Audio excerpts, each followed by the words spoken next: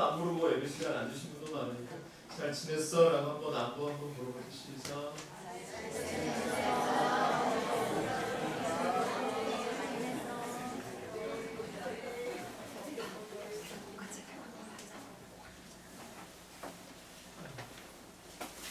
전도사님 멘트 중에 큰 마음이 다가왔던데 그 중에 하나가 건강하게 올라와 주셔서 너무 감사해요.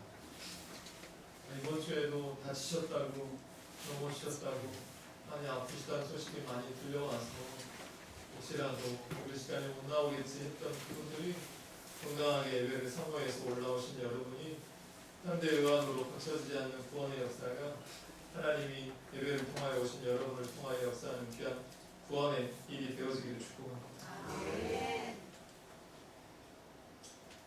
저와 여러분이 시간 4장을 살펴보고 있는데요. 4장의 내용을 한마디로 표현하면 이 표현이 딱 맞는 것 같아요. 한번 따라서 해볼래요? 신분이 바뀌었다고 수준이 높아지는 건 아니다.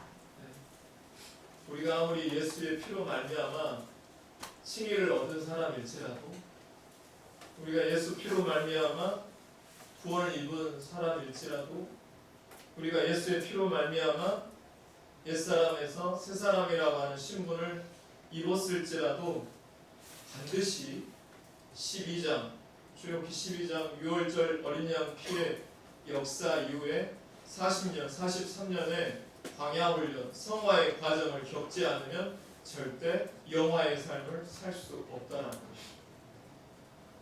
새 사람을 잊기 원하는 사람들은 그래서 지난주 23절, 24절 말씀에서 새 사람을 잊기를 원하는 사람은 반드시 성행 조건이 있어야 되는 게 한번 따라서 오직 심령을 새롭게 해라. 이 심령을 새롭게 한다라고 하는 말은 저에게도 하는 말씀이지만 지난주 김교신 선생님의 말씀의 예화를 들어서 말씀을 드렸죠. 새 사람을 입는다라고 하는 말은 무슨 말이냐? 결국에는 우리가 살다가 보면 상처를 받아요. 사람에게도 상처를 받지만 실제로 날카로운 것으로 예리한 것으로 베어가지고 푹 베이든지 상처가 나요. 그럴 때마다 우리는 상처에 뭐가 생기냐면 딱지가 생겨요. 딱지가 생기면 가려워요. 뜯어내고 싶죠. 불편해요. 상처를 없애고 싶거든요. 그러나 상처가 가렵다고 해서 딱지를 일부러 뜯으면 된다 안 된다? 절대 안 된다. 그러려면 어떻게 해야 되냐면 잘 먹어야 돼요. 잘 먹어서 새살이 그 상처난 부위에 차 오르게 되면 자연스럽게 새살이 올라와서므로 검은 딱지, 상처 딱지, 옛사람이 물러가고 봄이 찾아온다는 거예요. 그런 사람만이 있을 수 없는 하나님의 얼굴을 배우는 체험할 수 있게 돼요. 새살이 올라온 사람만, 새 사람을 이루은 사람만 하나님과 사람과 늘 연결되어 있는 이 새 사람을 늘 입을 때만이 우리는 비로소 하나님의 얼굴을 뵙는 체험을 할 수 있게 된다라고 하는 내용을 지난주 말씀드렸습니다. 그래서 우리가 속살이 안 나오면 우리가 보통 실망해요. 자녀를 두고도 남편과의 일과도 여러분 노후 대책에 관계된 일도 결과가 빨리 나타나지 않으면 우리는 너무 실망을 빨리 해요. 언제까지 내가 이렇게 살아야 되나? 내가 도대체 인생에서 뭘 그렇게 잘못했기에 왜 나는 결과가 이 모양일까? 결과만 생각하면 우리는 정말 낙심하기가 쉬워요. 그럴 때에도 우리는 끊임없이 계속해서 힘 빠지고 내려놓고 싶을 때에도 우리는 상처가 떨어질 때까지, 딱자가 떨어질 때까지 새 사람을 입는 은혜가 있기를 주님으로 축복합니다. 오늘 본문은 이제 옛사람을 버리기 위해서 새 사람의 구체적인 삶의 방식에 대한 이야기가 나옵니다. 자, 이 질문에 한번 여러분, 이 질문이 되게 애매할 수 있는데 한번 생각해 보시자고요. 여러분, 누군가에게 상처를 주고 싶을 때가 있으십니까? 없으십니까? 없으세요? 다 있어요. 너무 억울하거나 부당한 대우를 받게 되면 그 사람이 꼭 상처받기를 원할 때가 있어요. 상처 주고 싶을 때가 있다고. 누군가에게 상처를 주고 싶을 때 내가 그때는 어떤 노력을 하면 될까요? 누군가에게 뭐 한 번에 걸쳐든지 여러 번 나눠서 걸쳐든지 누군가에게 깊은 상처든지 아니면 가볍게 상처를 주고 싶을 때 내가 어떻게 하면 될까요? 네? 네, 일단은 저를 뾰족하게 만들어야 됩니다. 내 마음을 뾰족하게 만들면 됩니다. 그런데 나를 뾰족하게 만들면요, 결국 상대방만 찌르는 게 아니라 그 삐죽한 걸로 누구도 찌를까요? 자신도 찌릅니다. 그래서 누군가에게 아픔을 주는 사람들은요, 자기 속에 상처가 정말 많아요. 그런 것 같아요. 살다가 보면 이것이 얼마나 어리석은지를 깨닫게 됩니다. 제가 좋아하는 성경권이 있다면 전도서만큼이나 그 다음으로 제일 좋아하는 성경권이 출애굽기입니다. 출애굽기를 잘 살펴보시면 인생이 보입니다. 출애굽기는 뭐에 대한 책이냐면 구원에 관계된 책입니다. 출애굽기에서 말하는 구원에 관계된 이야기를 세 가지 시제로 이야기하고 있는데 첫 번째는 칭의입니다. 1장부터 12장까지 전능하신 하나님, 전적인 하나님의 은혜로 환경을 바꿔버리시는 엘샤다이 전능하신 하나님에 대한 이야기가 나오고요. 12장 이후에 6월절 어린 양 대신 피 바른 사건을 기준으로 해서 13장부터 40장까지는 칭의가 아니라 구원, 은혜가 아니라 성화, 내 삶에 대한 성화에 대한 과정에 대한 이야기가 나오고 있는 것이 13장 이후부터 40장까지 이야기입니다. 이거를 잘 지나오신 분이 비로소 영화의 가나안 땅에 들어가는 영화의 삶을 들어갈 수 있는 것이죠. 그러니까 성화가 없으면 영화가 있다 없다? 없어요. 출애굽기는 구원의 책입니다. 여러분 출애굽기 1장 12장에 보면은요, 알 수 있듯이 하나님이 마음만 먹으면, 뭘만 먹으면? 마음만 먹으시면 단 하루 만에 한 명이 아니라 200만 명을 한꺼번에 구원해 내십니다.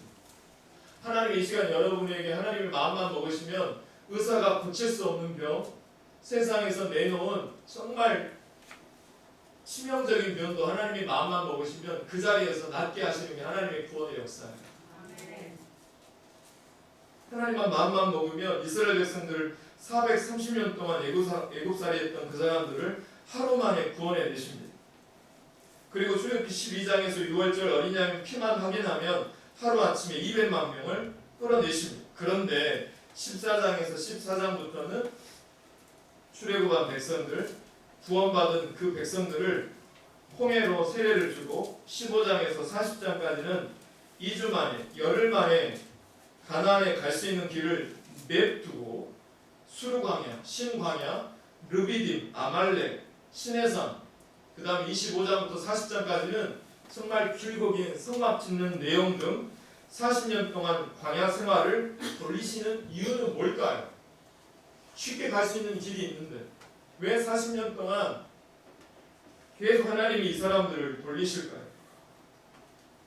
도대체 하나님이 무슨 마음을 먹으신 것일까요? 한 번만 마음만 먹으면 하루길이 뭐예요? 하루만 해도 가게 할 수 있는데 그 이유가 뭘까요? 도대체 어떤 마음을 먹으신 것일까요? 이게 무슨 말이냐면 더 이상 너희들은 칭의에 머물러 있으면 안 된다. 전능하신 하나님에게만 머물러 있으면 안 되고 이제는 언약의 하나님, 야훼 하나님, 삶으로 보여드리는 성화의 삶을 내어드리는 그 삶을 광야 생활 동안 드려야 된다라고 말씀하고 있는 의도인 것입니다. 그래서 나라의 스물도 만나는 것이고 아말렉 전쟁도 만나는 것이고 르비딤 사건도 겪게 되는 것이고 호렙산 총의 날도 얻게 되는 것이죠. 여러분 430년 동안 애국살이를 하면서 애국 문화 속에 담겨져 있는 육체의 습관을 갖고 있는 언어와 말의 습관, 마음의 습관이 한순간에 바뀔까요? 안 바뀔까요? 안 바뀌어요. 430년 동안 애굽에서 원망과 불평을 일삼는 육체의 언어를 하나님은 빼내시고자 성화의 훈련, 광야의 훈련을 시키시고 계신 것입니다. 40년 광야 생활은 딱 이 내용이에요. 출애굽기를 제가 여러 번 보지만 딱 이 내용인 거예요. 네 마음을 바꿔라. 네 언어를 바꿔라. 말이 달라져야 인생이 달라진다. 네 마음이 달라져야 인생이 달라진다고 훈련시키시는 것이 443년의 성화 훈련의 기간입니다. 12장 이전의 6월절 어린 양의 피까지는 하나님께서 환경을 전적으로 바꿔주세요. 그러나 13장부터 40장까지는 내 마음과 언어에 따라서 하나님이 환경을 바꿔가십니다. 이 성화 과정 없이는 절대 영화가 없습니다. 우리 교회도 이 성화의 과정이 없으면 날마다 구원받는 자가 더해지는 부흥의 사건은 절대 있을 수 없는 것이죠. 여러분, 우리 교회 언어가 바뀌기를 축복합니다. 우리의 마음이 바꿔지기를 축복합니다. 그래서 43년의 이 광야 생활의 성화의 과정의 가장 중요한 부흥의 그리고 나아짐의 중요한 기초는 말과 마음입니다. 신분이 바뀌었다고 수준이 전혀 높아지는 것이 아니기에 하나님은 새 사람의 삶을 살아내라고 하루아침에 안 되니까 40년의 성화 과정을 훈련을 시키십니다. 말과 마음을. 이게 말과 마음을 잘 훈련되어져서 하게 되면 이 땅에서 복받고 저 땅에서 생명을 얻고, 말과 마음을 잘 훈련하지 않으면 이 땅에서 저주받고 저 땅에서 사망을 얻게 되는 것입니다.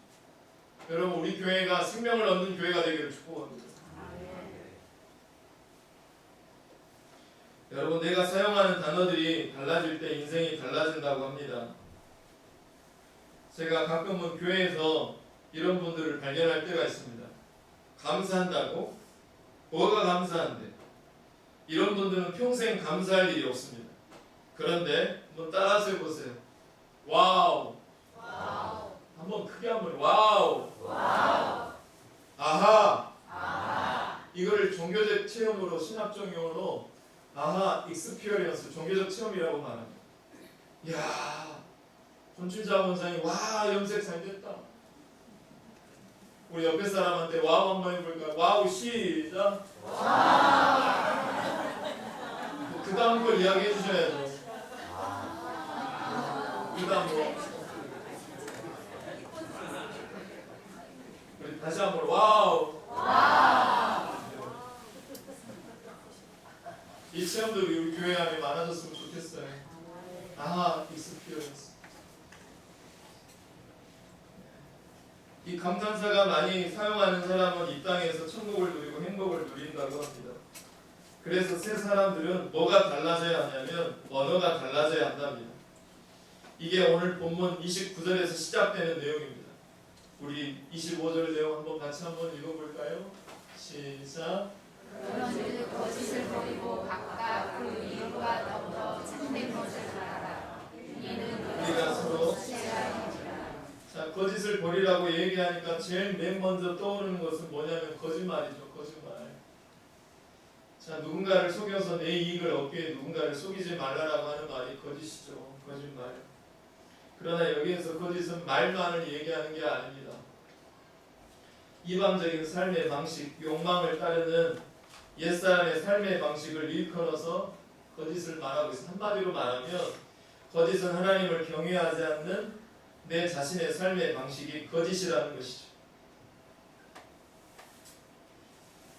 그러면 새 사람들은 부단히 거짓을 버리기 위해서는 무엇이 선행되어야 할까요? 그것은 내가 거짓 속에 머물 때가 많다라는 사실을 제 스스로가 먼저 자각해야 합니다. 보통 우리의 문제는 뭐가 문제냐면 우리의 문제는 문제가 항상 다른 사람에게 있다라고 판단하는 것입니다. 저 사람은 이것만 고치면 되는데, 저 사람은 저것만 버리면 참 괜찮을 텐데, 저 사람의 문제는 바로 이거야 라고 얘기하지만 내가 문제라고 하는 생각은 잘 하지 않습니다. 자녀를 놓고도 싸울 때도 자네가 문제야라고 하는 말로 정말 많이 싸우잖아요. 미국의 어느 학자가요, 자기가 어느 정도로 나은가라고 하는 것에 대한 질문의 항목을 가지고 인식 통계를 냈는데, 이 조사 대상자의 미국 사람의 80% 정도가 자기가 평균보다 더 나은 사람이라고 생각했답니다. 저와 여러분은 어떠세요? 저와 여러분은 내가 문제라고 생각하는 사람은 의외로 그렇게 많지 않습니다. 오늘 25절에 보면 그래서 거짓을 버리라고 얘기하고 있는데, 그 다음 페이지 보면 거짓을 버리라고 얘기하고 있는데, 이 얘기를 딱 듣는 순간 버려야 할 것이 뭘까를 생각하기보다는 조건사는 저 성도는 하는 것을 우리는 버려야 합니다. 넌 그걸 고쳐야 해, 이렇게 판단하는 게 옛사람의 버릇, 애국살이 했던 버릇, 거짓이라는 것이죠. 그런데 이 거짓을 버리기 위해서는 내가 때때로 이방적인 삶의 방식, 하나님을 경외하지 않는 삶의 방식을 선택할 때가 있다는 사실을 내가 먼저 인정하는 것이 반드시 우선되지 않으면 아무 소용이 없다는 것입니다. 그런데 성경에서는 버리는 것만 가지고는 안 되고요. 그 다음 페이지, 거짓을 버리는 것만으로는 안 되고요. 뭘 말하라고 나와 있죠? 참된 것을 말하라고 적극적인 지시하는 내용이 나옵니다. 자, 그렇다면 참된 말이는 어떤 말일까요? 옳은 말이겠죠. 옳은 말. 누가 봐도 팩트인 말. 그런데 원어에서 보면 조금 다른 의미에서 보자면 북돋는 말, 세워주는 말, 분열하는 말이 아니라 일치시키는 말. 여러분, 하나님을 믿는 사람들은 적어도 이런 것들을 해야 될 줄로 믿습니다.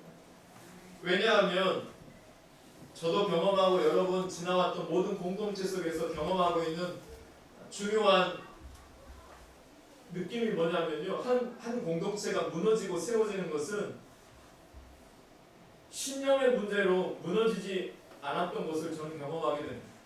의외로 한 공동체가 세워지고 무너지는 것은 신념의 문제 때문에 분열되고 무너지는 것이 아니라 말 한마디 때문에 무너지고 세워지는 것을 우리는 참 많이 경험하게 됩니다. 말 한마디 때문에. 여러분, 참된 것을 말하라고 한 이 얘기 속에는 거짓말을 하지 말라라는 뜻도 있지만 세워주고 북돋아주고 화목하게 하는 말들을 시작하게 해야 된다는 것입니다. 이게 엄청 중요합니다. 사도가 말하고 있는 이 가르침은 엄청 중요하게 다루고 있습니다. 그래서 우리가 무의식적으로 사용하는 말들이 누군가에게 상처가 되기도 하고 또 누군가에게 힘이 되는 말이 될 때도 있습니다. 우리가 사용하는 말이라는 게 되게 무서워요. 긍정적일 때는 참 좋아요. 나는 한 말도 생각이 나지 않지만 수십 년이 지나와서 전도사님이 그때 했던 말이 나를 살게 했어요 라고 하는 말을 들을 때마다 긴장되지만 이런 경우는 다행이에요. 그러나 반대인 경우에는 더 무서워요. 내가 사용한 말이 누군가에게 가서 뭔가를 하고 있구나, 이걸 생각해 볼 때가 우리가 많아져야 된다는 것이죠. 부정적일 때는 정말 무서워요. 사실은 내가 그런 의도를 가지고 한 말이 아닌데 내가 던졌던 그 말 때문에 평생 상처가 되는 경우가 있잖아요. 말이 흉기가 되는 때가 많이 있다라는 거예요. 그러니까 정말 우리가 조심스럽게 얘기하지 않으면 안 되는 거죠. 그런데 성도 여러분, 그런데 말이죠, 우리가 이렇게 서로에게 거짓을 버리고 참된 말을 해야 되는 까닭은, 더 중요한 까닭은 25절 후반절에 나와 있어요. 이걸 같이 통으로 다시 한번 읽고자 25절 같이 한번 읽어볼까요? 시작.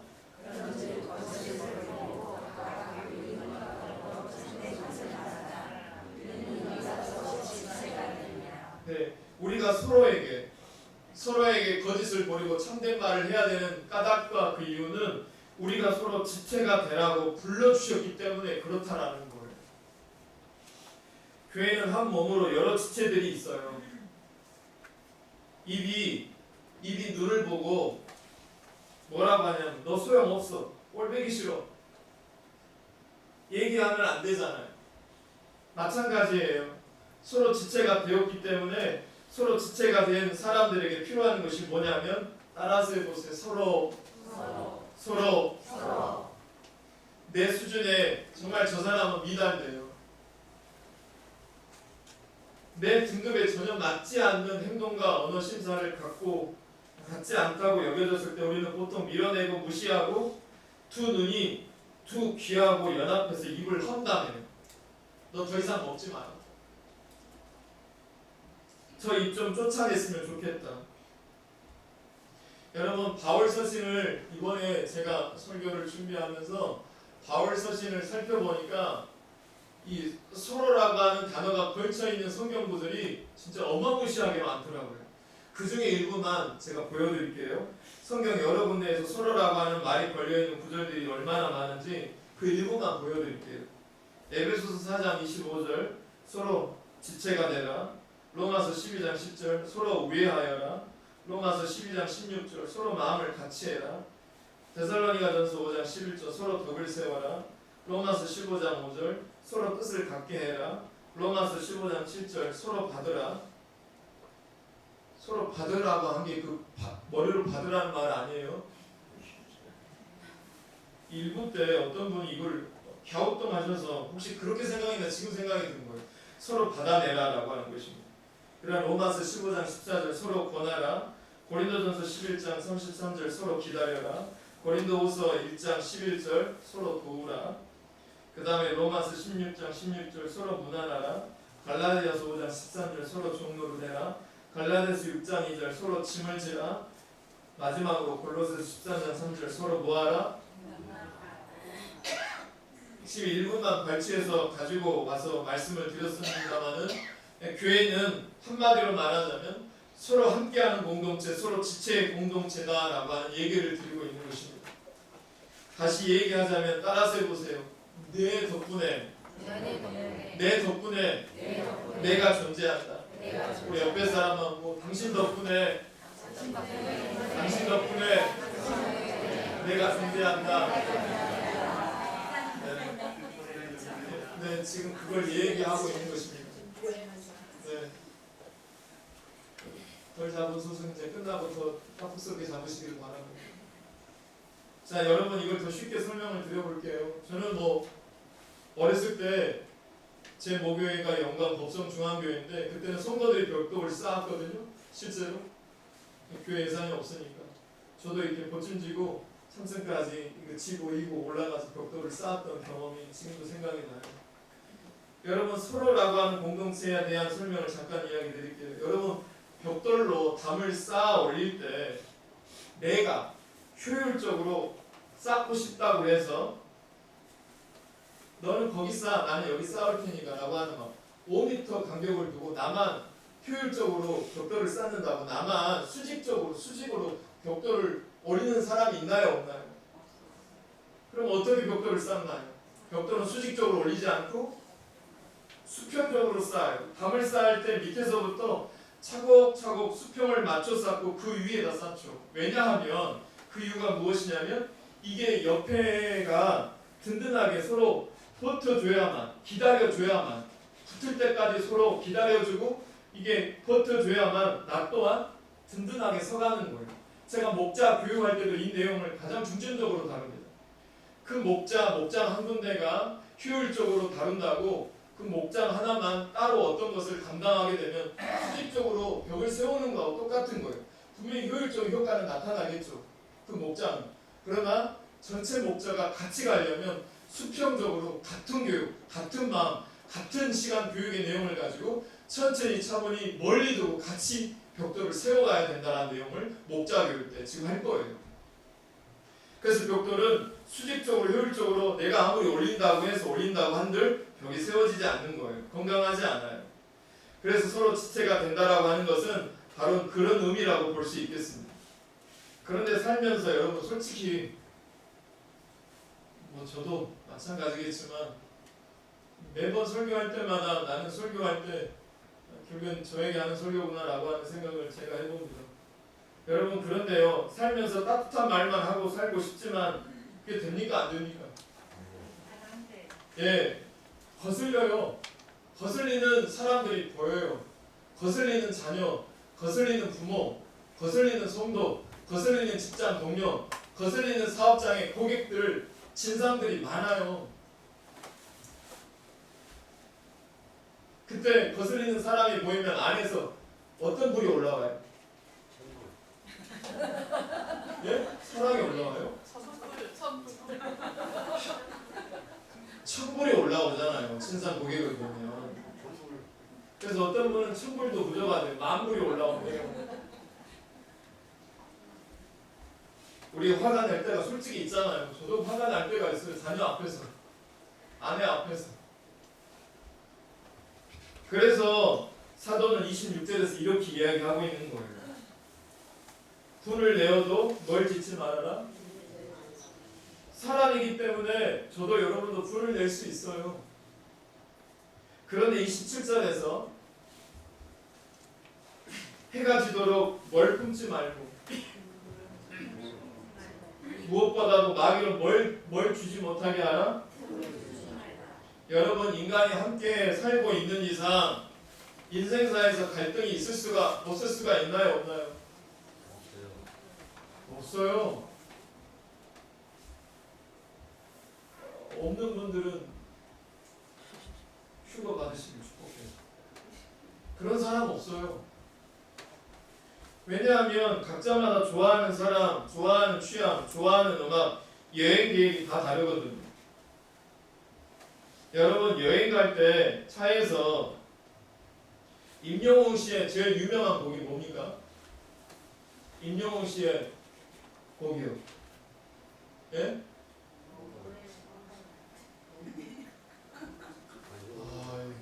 이분들은 다 찬양 집회만 다니시는 분들이구나.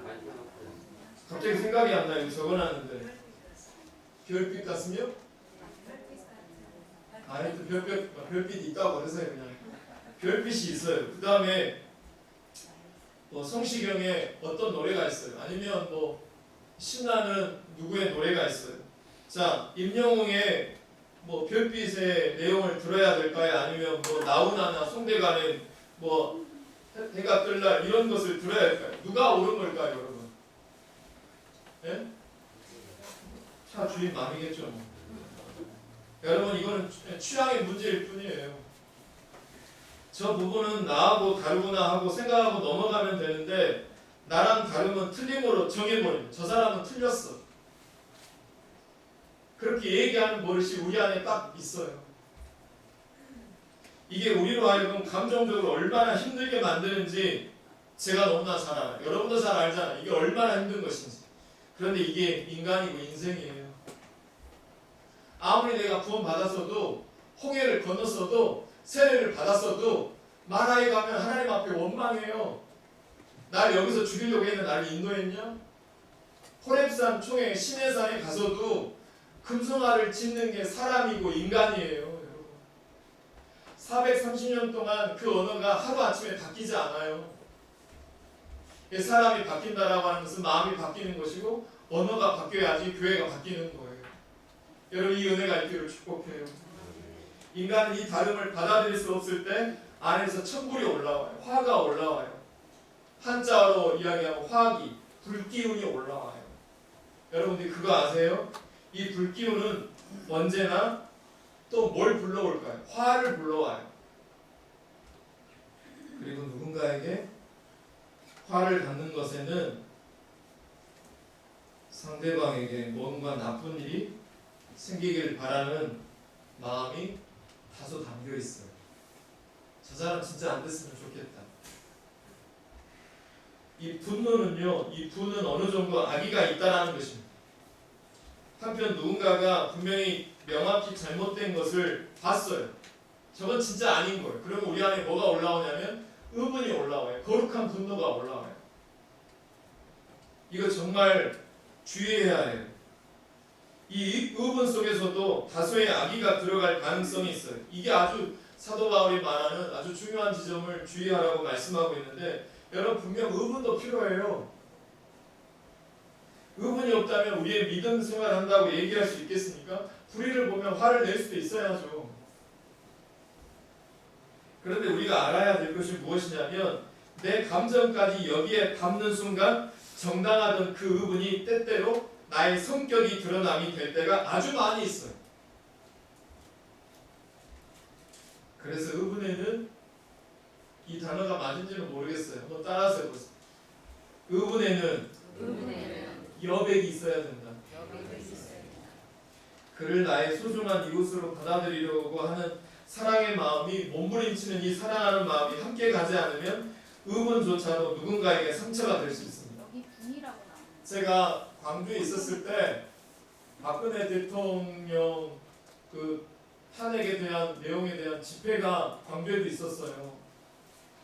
근데 제가 그때 어떤 장면을 보고 너무 깜짝 놀랐냐면 전 국민이 탄핵하는 사건으로 길거리에 다 나왔잖아요. 광화문으로 나오고 광주에 있는 5.18 광장으로 나오고 많은 사람들이 나왔어요. 의문이 생겨서 나왔죠. 근데 그 중에 뭐가 그 장면에 담기게 됐냐면 어떤 사람이 박근혜 대통령이 너무 싫고 의문에 차가지고 견딜 수 없는 거예요. 그래서 그분이 집에 나오시면서 뭘 들고 나오냐면 인형을 가지고 나온 거예요. 자기가 만들어서 박근혜 대통령을 형상화한 인형이었던 거예요. 지금도 인도네시아에서는 주술하는 방법으로 그 사람을 죽이려고 송곳으로 찌르는 주술이 있다잖아요. 근데 그때 박근혜 대통령을 형상한 인형을 가지고 어떤 시민이 그 박근혜 대통령이라고 생각하는 그 인형을 가지고 막 칼로 찌르는 거예요. 제가 그걸 보고 너무 깜짝 놀랐어요. 이것이 바로 분을 내더라도 죄를 짓지 말아라. 그리고 의문을 내더라도 자기 감정이 들어가게 되면 자기 성격이 아무리 정당해도 그거는 옳지 못하다라고 말하는 것입니다. 여러분 왜 해가 질 때까지 분을 품지 말아야 될까요? 저도 고민이에요. 여러분도 고민이죠. 해가 지기 전까지 분을 품지 말아야 되는데 분을 품을 때가 많나요? 없나요? 많아요. 왜 그럴까를 생각해 봅니다. 그런데 여기서 잠깐 우리가 이 시간 개념에 대한 언급을 잠깐 다룰 필요가 있는데 우리와 유대인들의 시간 개념이 좀 달라요. 이 유대인들의 하루는요. 당일 해질 때 오후 6시부터 다음날 해질 때 오후 6시가 하루 개념이에요. 그러니까 창세기 1장 5절 한번 펼쳐보실래요? 창세기 1장 5절을 보면 저녁이 되면 아침이 되니 이는 어떤 날이라? 첫째 날이니라고 나와 있어요. 나와 있죠. 네. 성서의 시간 개념으로는 해질 때부터 하루가 시작된대요. 그러니까 해질 때까지 분을 품는다라고 하는 이 얘기는 새 날이 시작될 때까지도 분을 품는 것을 말하는 것이 이 내용이더라고요. 그러니까 새 날을 분노 속에서 화로 시작하지 말라라고 하는 얘기라고 볼 수 있겠습니다. 그런데 이처럼 새 날을 어떤 분노 속에서 시작하게 되는 것, 오늘 성경 27절에서 이걸 뭐라고 설명하냐면 새날을 어떤 분노 속에서 시작하게 되는 것을 성경 27절에서는 누구에게 틈을 주는 것이다? 마귀에게 틈을 주는 것이라고 얘기합니다. 마귀가요 내 마음속에 들어와 가지고 여러분 마귀가 제일 잘하는 게 뭐냐면요 이거예요. 마귀가 학사도 석사도 박사도 이걸로 전공했고 어떤 이들보다 여기에 따라갈 수 추종을 불허하는 이 마귀가 갖고 있는 가장 특색이 뭐냐면 이거예요. Divide and rule이에요. 그 뜻이 뭐냐면 나누고 지배하는 거예요. 마귀가 제일 잘하는 특색이 이거예요. 마귀가 우리 속에 그리고 교회 안에 들어와서는 서로를 갈라세워요. 서로를 의심하게 만들고 갈라지게 만들어요. 그리고 갈라지게 되면은 마귀의 지배를 당하기가 아주 쉬워집니다. 둘이 견고한 사랑의 관계 속일 때는 마귀가 틈탈 수가 없는데 부부끼리도 성도끼리도 모든 교회 안의 교우들 관계 속에서도 사랑의 관계일 때는 예수의 사랑으로 한 몸으로 이루어질 때는 마귀가 틈탈 데가 없는데 서로 의심하고 서로 모여 회의할 때는 마귀가 들어와서 그들을 각자 지배하기가 아주 좋아지는 상태가 된다는 얘기입니다. 여기에 마귀에게 틈을 주지 말라고 얘기할 때 그 다음 눌러보시면 이 틈은 헬라어로 토포스라고 하는 단어를 쓰고 있는데 이 토포스의 헬라어의 뜻은 장소를 뜻합니다. 즉 이게 무슨 말이냐면 마귀가 설 장소를 허락하지 말라라고 하는 이야기가 되어지고 있는 것이죠. 우리의 마음속에서 마귀가 들어와가지고 영역을 넓힐 수 있는 여지를 주지 말아라. 그런데 나를 그리고 교회를 통째로 마귀에게 영향을 주는 가장 중요한 특색 가운데 하나가 바로 분을 내어서 해가 질 때까지 분을 풀지 않게 하는 것이라는 것입니다. 그게 의분이라 해도 마찬가지입니다. 이 때문에 사랑하는 성도 여러분,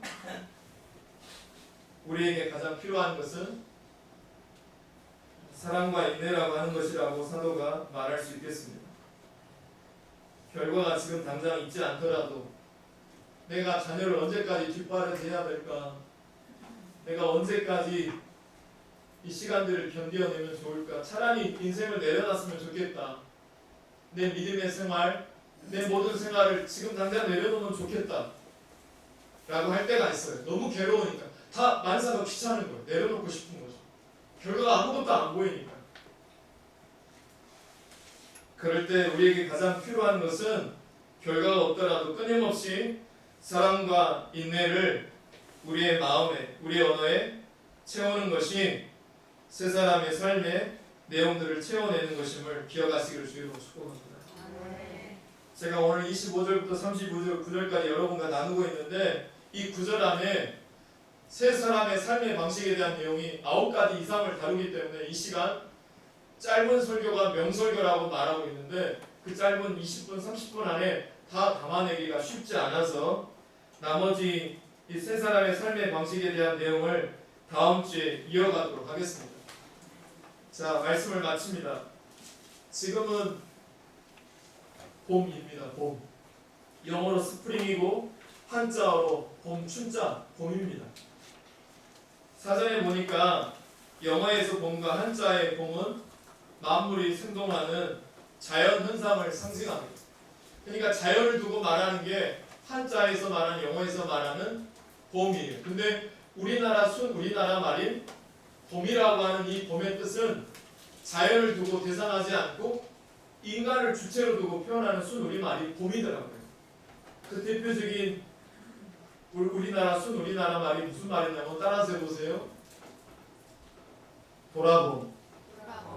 돌아봄, 돌봄, 바라봄.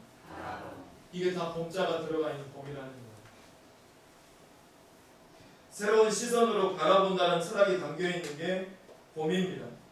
여러분 2024년에도 새로운 봄이 왔고 2024년 우리의 표어에도 새 일 그리고 우리가 하나님 안에서 말씀 안에서 새 사람이 되어지는 것은 결국 내가 무엇을 바라보느냐에 달려 있습니다.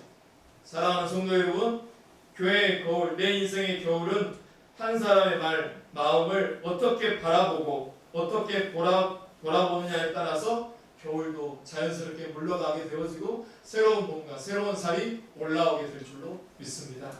이 은혜가 이 찬양 가운데 같이 있기를 바라면서 우리 은혜로다 하나님이 우리에게 허락하시려면 은혜가 먼저 필요해요. 솔직히 저도 힘들어요. 여러분도 힘들고 저도 힘들지만 솔직히 살아내기가 너무 힘들어요. 43년 동안 견뎌내는 것도 너무 힘들고 그냥 하나님 하루 끼만에 가면 안 되냐고 떼쓰고 싶을 때가 너무나 많아요. 그래서 하나님 내가 성화의 삶을 살아내는 것은 은혜가 너무나 필요하다. 그 내용을 담고 있는 찬양입니다. 이 찬양 같이 한번 해볼게요.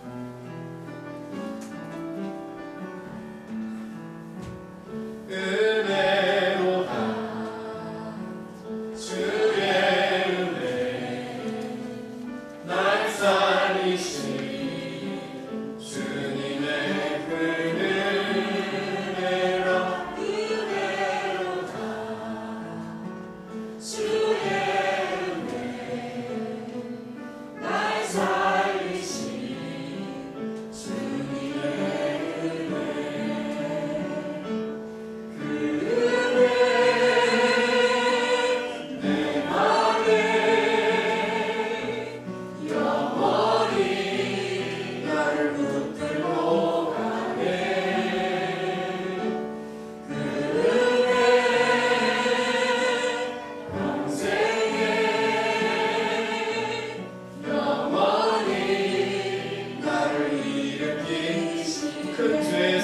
구했네. 큰 죄에서 날 구했네. 한량없는 주님의 그 은혜라 하늘 위로 날 살렸네. 증량 못할 주님의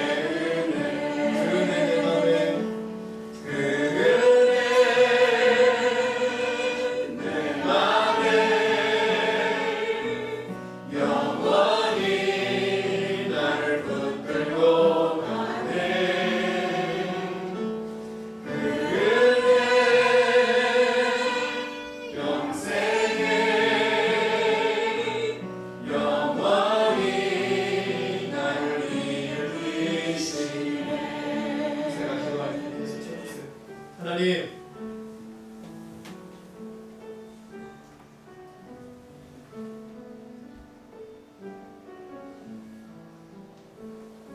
거짓을 버리고 참된 것을 말해야 하며 살아야 되는데 교회에서뿐만 아니라 내 삶의 터전에서도 참된 것을 말해야 되는데 구원을 품어도 마귀에게 틈을 주면 안 되는데 그래서 하나님의 성령을 근심하게 하면 안 되는데 왜 이렇게 지킬 게 많을까요? 하나님, 내 인생도 괴로운데 그리고 너무나 힘듭니다. 눈앞이 캄캄합니다. 내 자녀 문제로, 내 질병의 문제로, 내 인생의 신앙의 문제로 여전히 새살이 올라오지 않고 어떤 결과가 나오지 않아서 실망하고 있는 나에게 다시 한번 말씀으로 찾아오셔서 나를 불쌍히 여겨주시고 다시 한번 그리스도의 피로 용서해 주셔서 감사합니다. 다시 한번 새 사람을 입고 선한 말을 하여 듣는 자들에게 은혜를 끼치게